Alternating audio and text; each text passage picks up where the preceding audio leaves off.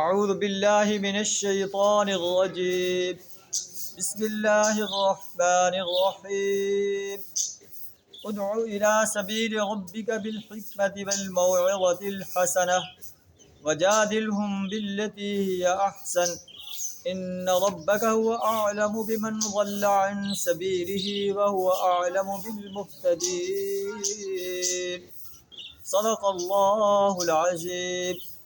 سورہ النحل آیت نمبر 125 آپ کے سامنے تلاوت کی۔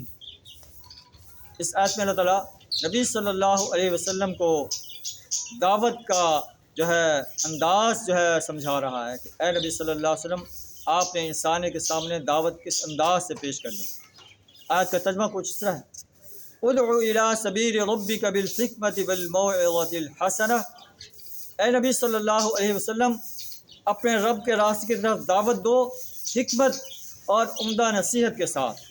وجادلہم باللتی ہی احسن، اور لوگوں کے ساتھ مباحثہ کرو ایسے طریقے پر جو حسین ہو، یعنی مباحثے کے اندر لڑائی جھگڑا نہ ہو، ایک دوسرے کو نیچا دکھانا مقصود نہ ہو، خیر خواہی مقصود ہو کہ میرا یہ ساتھی، میرا یہ مد مقابل اسلام کی دعوت کو قبول کر لے، جہنم کی آگ سے بچ جائے، جنت الفردوس کا مستحق بن جائے۔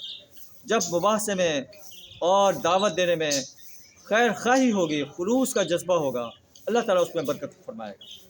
ان ربک هو اعلم بمن ضل عن سبیلہ، آپ کا رب زیادہ جانتا ہے، بہتر جانتا ہے کہ کون اس کے راستے سے بھٹکا ہوا ہے۔